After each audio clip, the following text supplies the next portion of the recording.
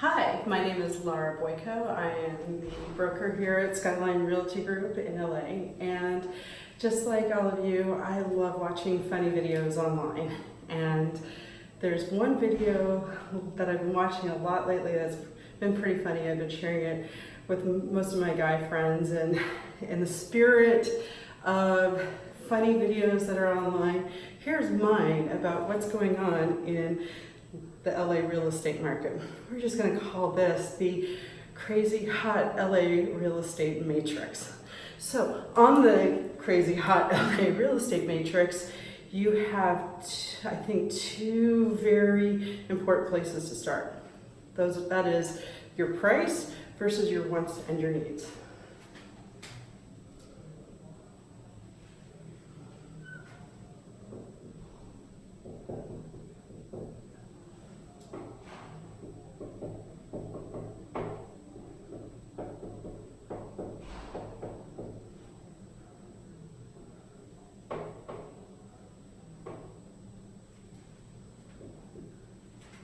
All right, so on the first axis we have your price, because price is one of the big determinators in what property you're going to buy. Because if you do not have the liquid assets or cash available to purchase a property, or depending on what you qualify in terms of a loan, that's going to be the first driver of your real estate purchase. The second line we have, these are your wants and your needs. These are things like, the number of bedrooms you need to have versus you would like to have. If you need to have a big yard because you've got big dogs or little dogs, or you have kids that you want them to be able to play around in the backyard. These are the things that are the components of the house that make you really want, or that you really want or need, so that you're going to be interested in buying it. Now, along the price axis, we have increments. We have our halfway point of 5, we've got a 3, and we've got an 8. Okay, very simple. So as you move along the price axis, you're getting into either something that is very affordable, which is going to be your 3. That's like your super crazy affordable, and that's why it's pretty low here. You've got your 5, that's your more reasonably priced. When you hit the 8 or the 10, that's when you start getting into your luxury market. Things where you can't use an FHA loan in order to buy it, or when the down payment involved for buying one of these houses looks more like, college tuition at a private university. So that's our price axis. Now, along the wants versus needs axis, it just goes from 4 to 10. And it starts at a 4 because there's always going to be something you want or need in a property. And anything that is not at least a 4, that is land. Okay? We're going to get to land in a minute, but it's either land that has absolutely nothing on it, or it's a house that, maybe it's just a garage. It doesn't have anything you really want or need it. But most people, and that I've worked with in my 13 years in this business, their wants and needs usually start at about 4. So from there, then we have how houses fare in this graphic. Now keep in mind, this graphic is not an exact science, but it is based on my 13 years of being both a salesperson and a broker for the last 8 years. And it's also from surviving the subprime fallout in 2008.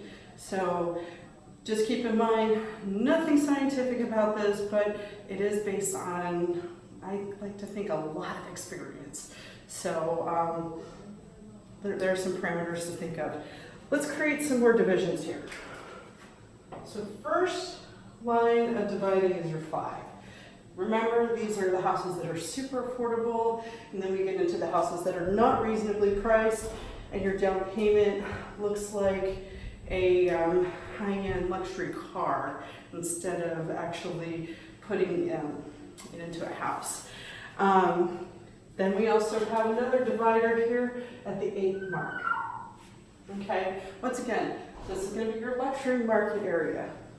So you've got high-end homes that are going to be above the loan limits for an FHA loan, and that's why they're just, further down on this part of the spectrum. Okay, next we're going to get into some zones that buyers will fall into, or zones to think about when you as a buyer, you call me, yes, because you're going to call me, and say, okay, Lara, this is what I'm looking for, my wants, my needs, my price, go find it. I'm going to be like, great. And that's when we're also going to have a little reality check, because title of this YouTube channel is Real Talk with a Realtor, and this is where we're going to have a real talk about real estate. So with that in mind, let's get into the zones that a lot of people work in. So this first zone between 0 to 5, and on the, in terms of wants or needs, it's probably extends out to about a 3 in terms of price, but it's got everything you want. So this is the goose that laid the golden egg. This is the, I can't believe it's really on the market. I can't believe this is in Southern California type of property that just has everything you want. It has everything you need, and you can actually afford to buy it. This zone right here, this zone we are going to call the unicorn zone. And why do we call it the unicorn zone? It's really simple. Unicorns don't exist. Homes in LA that have all of your wants and needs and are priced really low generally do not exist. And it's very rare when they exist. When you do find a property in this unicorn zone, you are supposed to stop whatever you're doing. You're supposed to pull over the car. You are supposed to call me. Call me with the address. Say, Lara, I found a unicorn. And you know what? I've looked at it, or can you help me look at it? But it is such a great piece of property. It has all of my wants and needs, and it is totally affordable. So let's write the offer now, because it's a unicorn and I'm not gonna find this again. And I'm gonna say, fantastic, let's do it. So also in this area, between 0 to 3, in terms of your pricing, and your 0 to 10, in terms of your wants and needs, this is your investor zone.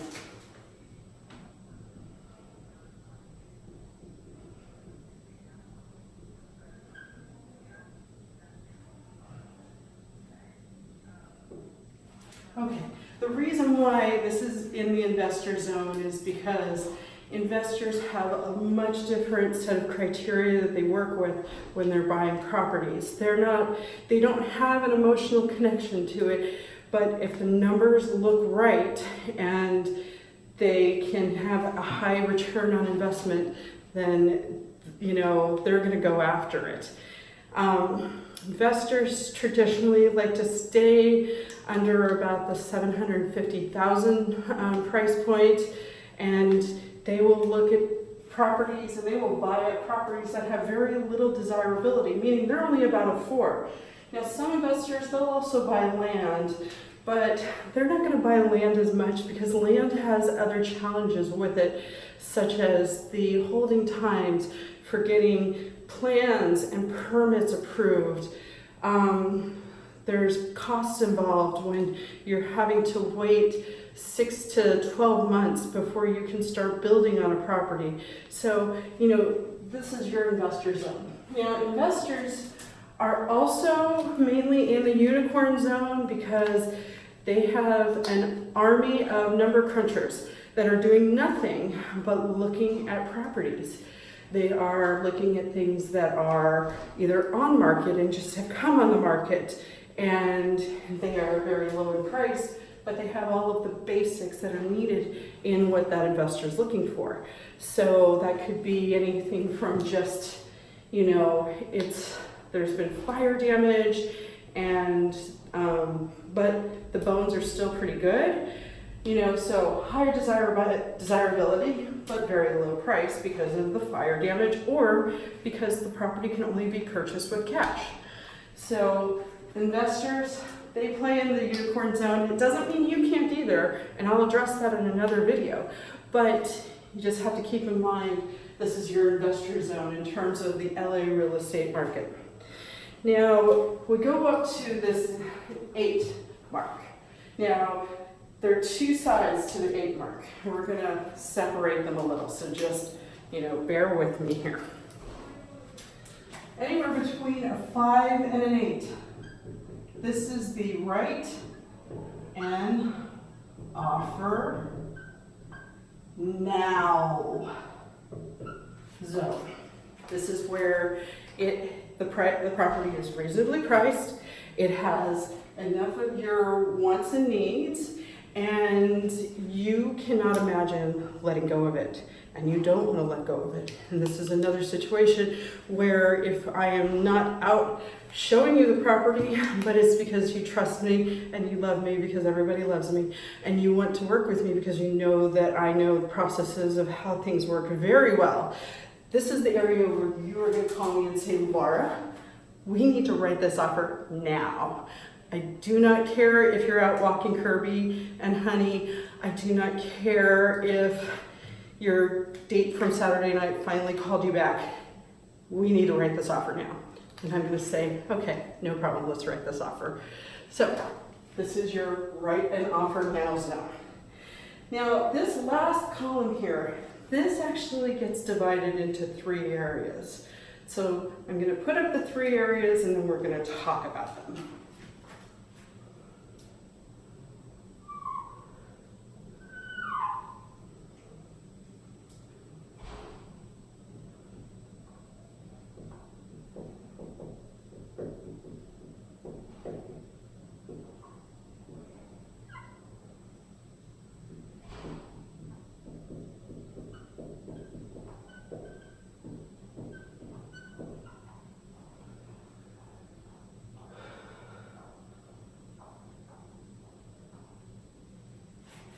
Before I get on to the 3rd area, let's go over the first 2.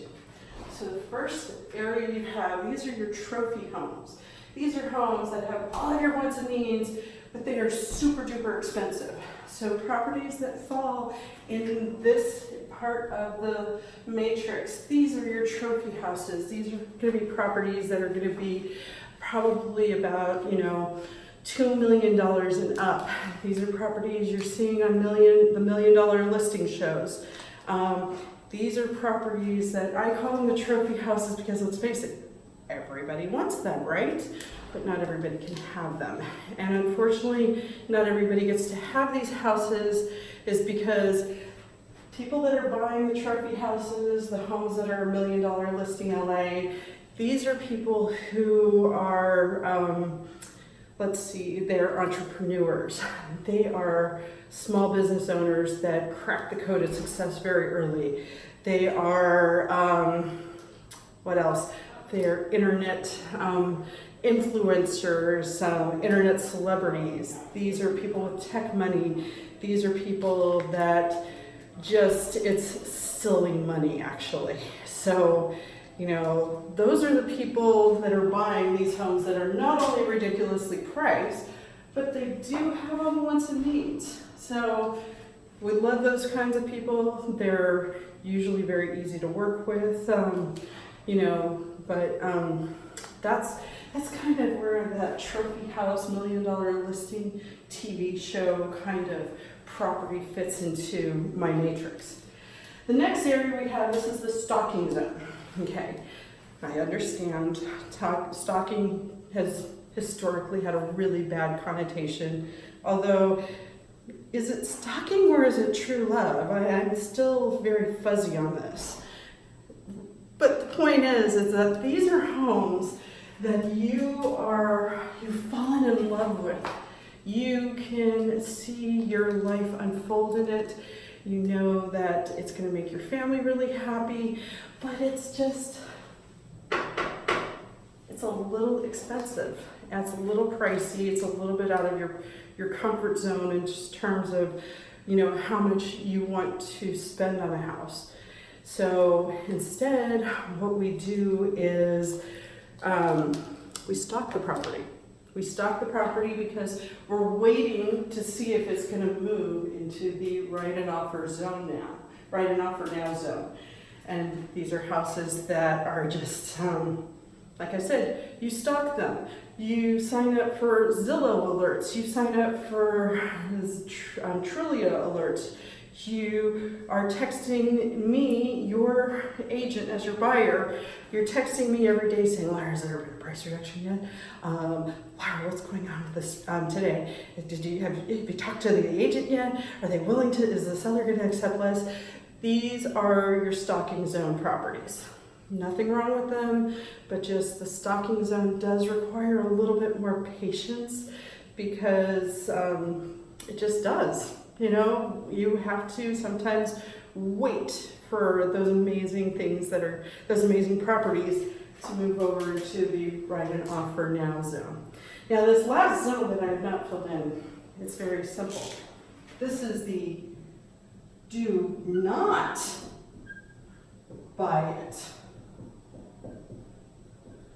zone. Now the reason for this do not buy it zone is because these are properties that are very expensive. They have very few of your wants and needs. So why would you want to pay a lot of money for a property that doesn't have your wants and needs? I mean, that's just silly. So you gotta be careful though, because with these do not buy it homes, they might look really great because they are priced so well, but at the end of the day, it's just not worth it. And you have to, and then another kind of property that falls into this do not buy it zone are properties which you can qualify for the loan, no problem, but it is not in the neighborhood that you really want to be in. So, you know, it's just, it's very practical, but why would you want to buy a property that is super expensive but not in the neighborhood that you want to be in? It just, that doesn't make sense to me. I do have a pea brain, so sometimes these things need to be explained to me, but at the end of the day, you know, when we find these homes in the do not buy it zone, that's where, you know, I'm probably going to pull you aside and say, this is not the neighborhood you said you really wanted to buy in. So are you sure you want to write an offer on it? And you're going to look at me and think, Lara, you might be on crack because it's my money. I want to buy it. But then in about a minute, you're going to think and say, wow, she cares. She's looking out for me because she knows that 6 months after the deal is done, that I'm going to be calling her and saying, okay, Lara, you were right. I'm sorry. Please forgive me. I need you back in my life. I need you to list the house. And I don't want you to charge a full commission. And that's just, you know, and that's fine. We will have that conversation. But really, just do not buy it. Don't buy it. That's all that I ask. You know, keep in mind, just like properties that are in the stocking zone that can move into the write an offer now zone, there are properties that are in the do not buy it zone.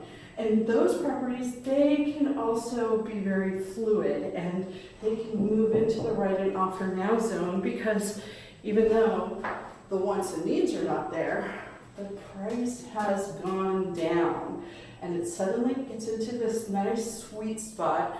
You know, we all love that sweet spot that's warm, cozy. It's our safe space in real estate where, you know, we buy it. You call me and you write an offer and you know, we start marching towards a closing day. So there you have it. This is the LA Real Estate Crazy Hot Matrix. I'm Lara Boyko with Skyline Realty Group.